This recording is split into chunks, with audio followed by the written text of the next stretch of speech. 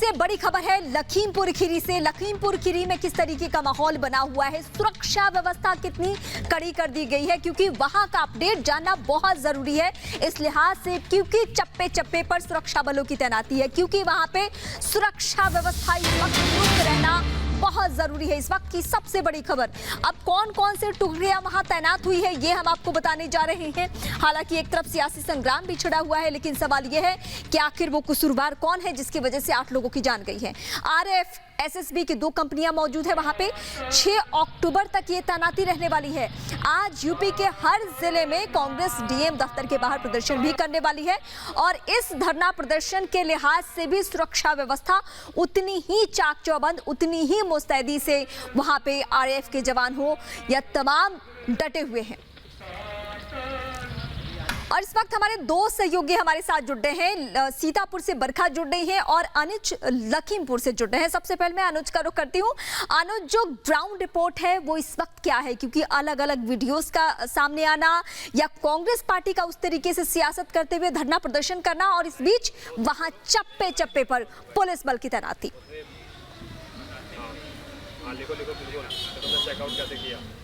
जी बिल्कुल, देखिए सबसे पहले दर्शकों को बता दें कि अभी अगर फिलहाल की अपडेट की बात करें तो चप्पे चप्पे पे तैनातगी है, जैसा आपने बताया दर्शकों को।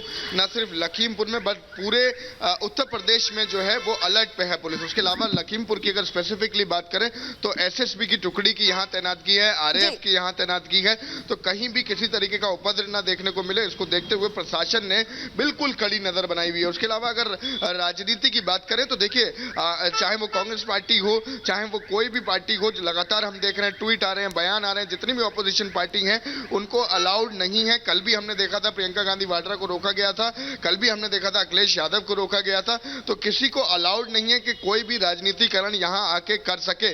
अभी भी मामला बहुत हाई अलर्ट पे है और प्रशासन जो है वो लगातार नजर बनाए हुए हैं कि किसी भी तरीके की मिसक्रिएंसी, किसी भी तरीके की उपद्रवता ना देखने को मिले जमीनी स्तर से। हालांकि जैसा कि आपने दर्शकों को बताया कि वीडियो लगातार अब निकल के सामने आ रही हैं, उन वीडियोस की पुष्टि होनी है, कड़ियों को जोड़ा जा रहा है, जो चश्मदीद थे उनसे बातचीत करी जा रही है कि आखिर कौन उस गाड़ी के अंदर मौजूद था। वो जो वीडियो आई है वो थार गाड़ी के अंदर कौन मौजूद है और किसकी वो गाड़ी है, तो इन सब बिंदुओं पे काम करा जा रहा है। अजय मिश्रा ने, हालांकि जो मंत्री हैं, उन्होंने सफाई दी कि मैं वहां नहीं था, मेरे बेटा वहां नहीं था, लेकिन अभी कुछ भी कहना जल्दबाजी होगी, क्योंकि प्रशासन जो है बिल्कुल कड़ी नजर बनाए हुए है कि आखिर कौन कौन लोग इसमें इन्वॉल्व थे और आखिर पूरा घटनाक्रम जो है उसके पीछे कौन है।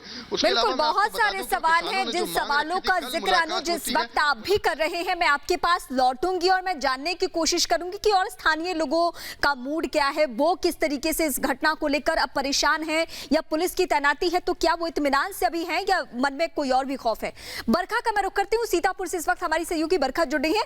बरखा, आप जहां पे है वहां की किस तरीके की हलचल, वहां पे कैसा माहौल बना हुआ है, क्या वहां भी कोई गहमा गहमी किसी के आने की खबर?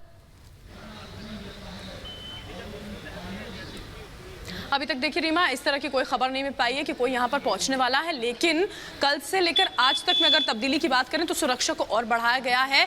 जो एंट्री का ये पूरा का पूरा गेट है, मतलब जो एंट्री यहाँ पर इस रोड पर होती है वहाँ पर पूरी तरह से बैरिकेडिंग कर दी गई है। देखिए सुरक्षा व्यवस्था चाक चौबंद है और जो तमाम कांग्रेस के कार्यकर्ता हैं वो लगातार यहाँ पर कल से डटे हुए हैं। देखिए रीमा, 24 घंटे से ज्यादा का समय बीत चुका है। प्रियंका गांधी को पीएसी के इसी गेस्ट हाउस में रखा गया है और अभी ये उम्मीद नहीं की जा रही, क्योंकि प्रियंका गांधी बिल्कुल भी मानने के लिए राजी नहीं है। उनका ये कहना है कि वो लखीमपुर जाएंगी और जो प्रशासन है वो इसके लिए इजाजत देता हुआ नजर नहीं आ रहा है। रात को भी जमकर यहाँ पर कार्यकर्ताओं ने नारेबाजी की थी।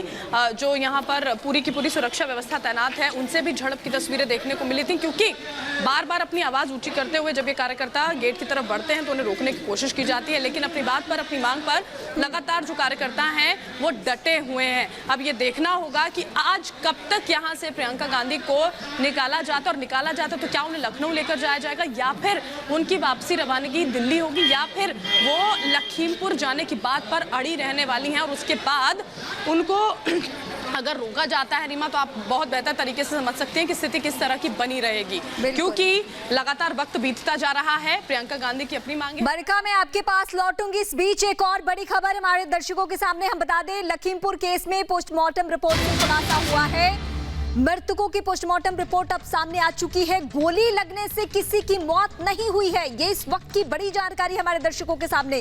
चारों की चोट लगने से मौत का जिक्र है। जो पोस्टमार्टम रिपोर्ट कह रहा है उसमें 4 लोगों के बारे में जो रिपोर्ट है वो ये है कि किसी की भी मौत गोली लगने से नहीं हुई है, क्योंकि बीच बीच में बार बार इस तरीके की खबरें भी सामने आने लगी थी। आरोप इसी तरीके से लगना शुरू हो चुका था कि गोली भी चली है, लेकिन जो 4 लोगों की मृतकों की जो पोस्टमार्टम रिपोर्ट है उसके मुताबिक चोट लगने से मौत। अभी तक पोस्टमार्टम रिपोर्ट में गोली चलने की जो खबर थी वो अब फर्जी साबित हो रही है, यानी गोली लगने से इन 4 में से किसी की मौत नहीं हुई है। आगे भी हम लगातार अपने दर्शकों को बताएंगे, लेकिन इस बीच हमारे सहयोगी विवेक हमारे साथ जुड़ रहे हैं।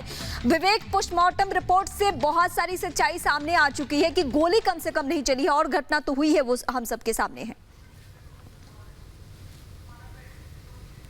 देखिए, बिल्कुल जो पीएम की रिपोर्ट आई है, पोस्टमार्टम रिपोर्ट में चीज़ें साफ हो गई हैं कि 4 किसानों की मौत हुई है, उसमें किसी को भी गोली लगने से मौत नहीं हुई है। हालांकि कल जब 4 पोस्टमार्टम हुए थे उसमें एक शख्स का एक्सरे कराया गया था, लेकिन उसमें जो चोट गोली की चोट नहीं, फिलहाल जो हमारे सोर्स बता रहे हैं कि गोली की चोट नहीं निकल के सामने आई है, घसीटने से मौत हुई है। क्योंकि इस तरीके से पहले भी बात हो रही थी कि गाड़ी चली है या इस तरीके की जो चीज़ें हुई है, या और लोगों ने उनको वहां पर जो चाहे जिस पक्ष के भी लोग हों, क्योंकि जब दोनों पक्ष के बीच में जो टसल हुआ था उसमें एक दूसरे को कहीं ना कहीं एक जगह से दूसरी जगह उनको खींचा गया था, घसीटा गया था। साथ ही साथ चोट के निशान की बात कही जा रही है, जिसमें लाठी डंडे चलने की बात कही जा रही है, जो फिलहाल जो फौरी तौर पर जो शुरुआती जानकारी निकल के सामने आ रही है। और इसमें शॉक और हेमरेज की बात आ रही है कि शॉक और हेमरेज से इन 4 लोगों की मौत हुई है। तो जो बड़ी चीज़ ये है कि जो गोली चलने की जो बात थी वो पूरी तरीके से वो नकार दी गई है कि गोली लगने से इन 4 में से जो 4 किसान की मौत हुई है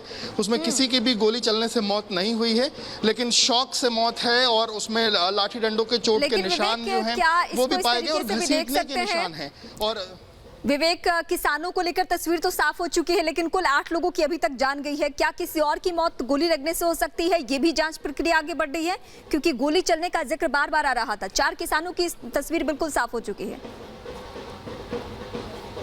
देखिए, जो बाकी 4 मौत है उसमें साफ है कि उसमें किसी की भी गोली लगने से मौत नहीं हुई है, क्योंकि उन 4 लोगों की जो मौत थी, उन 4 लोगों की मौत थी किसी धारदार हथियार से उनको मारा गया था। इसके साथ साथ लाठी डंडों से, हॉकी से उनकी पिटाई हुई थी। तो उन 4 लोगों में भी जो स्थितियां हैं वो कहीं ना कहीं साफ है कि गोली लगने की जो बात है वो फिलहाल वहां भी निकल के सामने नहीं आ रही है। हालांकि आधिकारिक तौर पर अभी पीएम रिपोर्ट जो है वो आनी है, लेकिन जो सोर्सेज हैं, जो चीजें जो निकल के सामने आ रही हैं वो यही है कि अभी तक गोली लगने की जो बात है वो जो पुरानी दिन जो बिल्कुल एक बार फिर मैं दर्शकों के सामने क्लियर कर दूं, साफ कर दूं कि गोली लगने की खबर जो आ रही थी उसकी सत्यता भी नहीं हुई है। 4 किसानों की मौत जो हुई है वो गोली लगने से नहीं हुई है। आप तमाम सहयोगियों का बहुत शुक्रिया फिलहाल, लेकिन आगे भी हम आपका रुख करेंगे। इस बड़ी खबर पे लगातार ग्राउंड पे हमारी नजर बनी हुई है।